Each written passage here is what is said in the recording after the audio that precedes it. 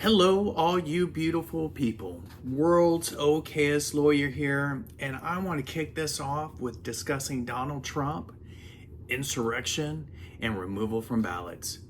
Currently, there are 13 states attempting to remove Trump from ballots. 5 states have dismissed cases to remove Trump from the ballots, and 2 states where Trump was removed from the ballots. And if you've been keeping up with that, you know exactly which states I'm talking about. Instead of making an argument of why Trump should or should not be removed, I thought I would present laws regarding insurrection, or the illusion towards insurrection since inception, and let you ultimately decide what you believe, although I will provide my okayest legal opinion of how I believe the Supreme Court will analyze the laws that apply to January 6, 2021. To kick this off, I am going to start with the Continental Congress. You may go, what the hell is that? So I'm going to tell you. As an aside, did you know that George Washington is not our first president of the United States? And when I say United States, in this case, I mean lowercase United States, not uppercase United States. It was actually Peyton Randolph, who was president under the Continental Congress, that ultimately created the Articles of Confederation, which was approved under President Henry Lawrence. You're probably going, man, I didn't learn that shit in school. Well, I'm going to learn you something today, at least okay-wise. For those that did not know, we had a charter document prior to the U.S. Constitution. I hope I keep your mind blown the rest of the way here. So the Articles of Confederation is dated July 9th of 1778.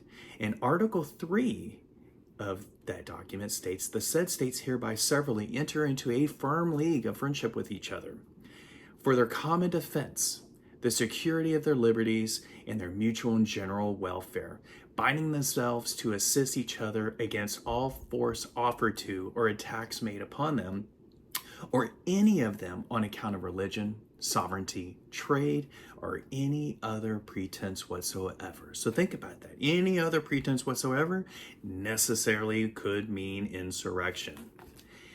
So jump ahead to 1792, we have the Militia Act. And in that, it provided for the organization of militias. And specifically, under Article 1, Section 2, whenever the laws of the United States shall be opposed or the execution thereof obstructed in any state by combinations too powerful to be suppressed by the ordinary course of judicial proceedings or the powers vested in the marshals by this act. So think about that. Again, insurrection would necessarily fall under this law from 1792. Jump ahead to 1807, and they actually created an Insurrection Act. And the chief clause in it states specifically an act authorizing the employment of the land and naval forces of the United States. So think about the Army, Navy, Marines, Coast Guard, all of that is included. In cases of insurrection, be it enacted by the House or the Senate of the United States of America and Congress assembled. And now that has actually been codified in 10 U.S.C. sections 251 through 255 and provides 3 sets of authorizations. Under 251, whenever there is an insurrection in any state against its government, the president may, upon the request of its legislature or its governor, if the legislature cannot be convened. So essentially the governor can say, hey, we got all this shit happening and we can't control it. Well, the president is now able to jump in and, help out the governor. In Section 252, whenever the president considers that unlawful obstructions, combinations, or assemblages or rebellion against the authority of the United States make it impracticable to enforce the laws of the United States in any state by the ordinary course of judicial proceedings, you've already heard that. That is actually in the Insurrection Act. Section 253, the president, by using the militia or the armed forces or both or by any other means, shall take such measures as he considers necessary to suppress in a state any insurrection, domestic violence, unlawful combination, or conspiracy, if it so hinders the execution of the laws of the United States, opposes or obstructs the execution of the laws of the United States, And then you jump to section 254, requires the president to issue a proclamation that immediately orders the insurgents to disperse and retire peaceably to their abodes within a limited time. So he can say, hey, all you folks, you need to go home, and you have 12 hours to do so. And that gives that definition of exactly how much time that they need to just take their ass home. And then section 255 defines the state for the purposes of the above to include Guam and the Virgin Islands. And then in 2016, they have Public Law 114.328, and that kind of is all rolled into that as well. Then you jump to 1861 with the Derivation Act, and it says whenever the president considers that unlawful obstructions, combinations, or assemblages or rebellion against the authority of the United States make it impracticable. Well, you've already heard this language because it's been rolled into sections 251 through 255. So now the one that folks are really starting to kind of go, hey, wait, the Constitution and all that stuff, right, is the 14th Amendment, which was actually not even ratified until 1868. It's a post-Reconstruction portion of the Constitution. You may go, hey, what's Reconstruction? I don't even know what that is either. Well, that is after the Civil War, they created additional amendments to the Constitution that included the 14th Amendment, but then it also said, hey, people who were former slaves, they're now free, they can vote and all that stuff, right? So you get to section 3 and it says, no person shall be a senator or representative in Congress or elector, president, or hold office, blah, blah, blah, blah, blah, if they engaged in insurrection or rebellion against the same or given aid or comfort to the enemies thereof. So that is where everybody, like Colorado, for example, they went, hey, there's nothing in it that, says that, you must be convicted. And if you kind of keep criminality, or however you want to, call that, kind of keep that in mind. What is the criminal standard in the United States? It is beyond a reasonable doubt. What is the standard of the Constitution? Kind of whatever the Supreme Court says, or the executive branch says, or the legislature says, and they may fight in between. And the states may have a say in that as well. So what is the standard of the Constitution? No idea. So how has the government acted in past regarding rebellion and or insurrection? So you have the Pennsylvania Mutiny in 1783, and that was a protest of 400 soldiers against the Continental Congress and the Continental Army, and essentially they weren't getting paid, so they rebelled. You have what's called Shays Rebellion, and that was an armed uprising in western Massachusetts and Worcester in response to a debt crisis. And it ultimately played a role in the dissolution of the Articles of Confederation, because the issue with a confederacy over a republic is that in a confederacy, the states have all the power, and the U.S. government had no ability to essentially override any of that. So they had no power, and the states were like, are you going to help me? Are you not going to help me? And the states were like, we can't do anything. So yeah, the Articles of Confederation was essentially, it just wasn't going to work out for us. Then you have the Paper Money Riot, or Exeter Rebellion, and that was an armed uprising in New Hampshire. Live free or die, folks. And that happened on September 20th of 1786. You had the New Hampshire's president at the time. Yes, I said president at the time. The state of New Hampshire actually had a president. His name was John Sullivan, and was able to calm the situation by essentially lying. He said, hey, you're all kind of fine. We're going to do whatever. And then he did a little sneak attack, and then he brought in some soldiers that got everybody to disperse. And then ultimately most of the leaders were captured, but then they were later pardoned. Then you had the Whiskey Rebellion. That was essentially a violent tax protest, and that was actually during the presidency of George Washington. So now we are actually under the Constitution at this point. And this insurrection is likely actually what ended up creating the political parties, because George Washington actually wasn't affiliated with anything. Then you had John Adams, which I believe was a Whig. And then after that, you had Thomas Jefferson, who was a Democrat Republican. I bet you know both of those words. And it was really strange because at the time it was whoever was voted in as president, whoever lost or had the second most votes actually became the vice president. So you had this real, strong, iron sharpening iron and friction within the presidency and the vice presidency. Wish we had that, because man, that would really calm a lot of the garbage that we have today. Then you have Fry's Rebellion, and that is also called the House Tax Rebellion. And this is having to do with Germans, so whether, Amish or whatever, they rebelled. And 30 men went to trial on that. They were tried for treason. President John Adams actually pardoned all of them, giving them amnesty in 1800. Mostly because he was like, oh, they're German, they don't really understand what's happening here, so let's just let them kind of do their own thing. So the Insurrection Act has actually been invoked several times. Native Americans, labor conflicts, things that are more recent. You have Hurricane Hugo in 1989, and then the 1992 Los Angeles riots. In the summer of 2020, during the George Floyd protests, Donald Trump actually threatened to do it, but then he just ended up, bringing in the National Guard.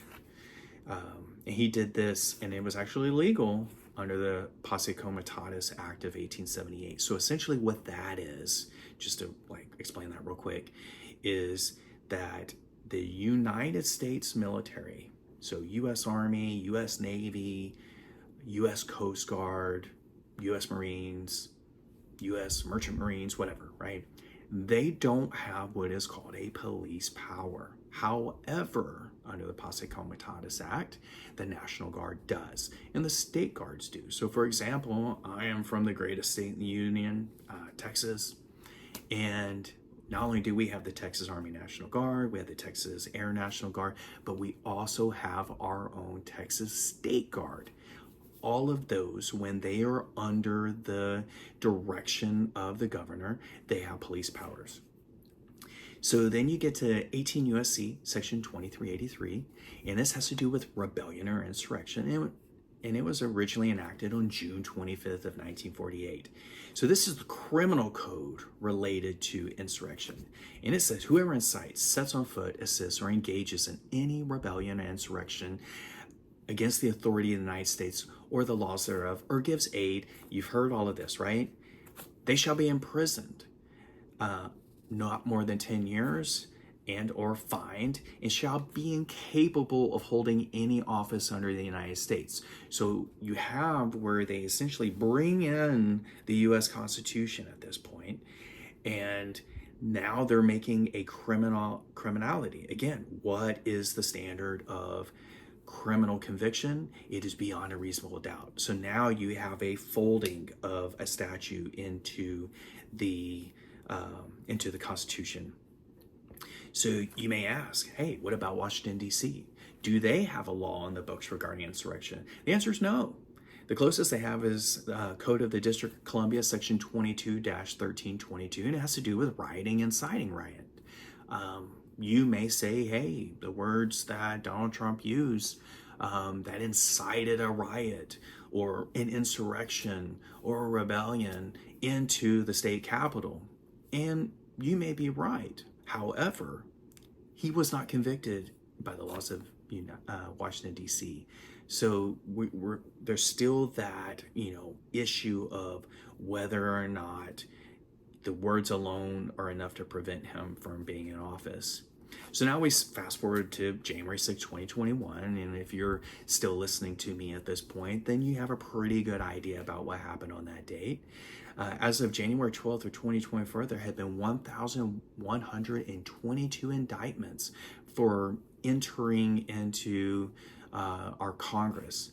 Of those indictments, there had been charges related to assaults on law enforcement, obstruction, attempting to obstruct an official proceeding, trespassing in restricted areas of federal buildings or grounds. So, you have the guys spinning in Nancy Pelosi's chair.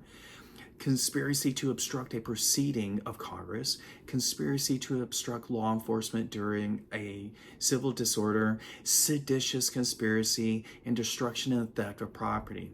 However, there had been zero charge with insurrection. Why? I don't know. If everybody's calling it an insurrection, why would you not charge them with it?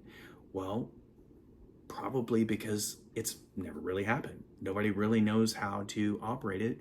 And when it comes to charging people, you generally, whether you are from a state, a county, a city, or even the federal government under, the United States Attorney's Office, they go with whatever they can actually prove and in their belief to, beyond a reasonable doubt.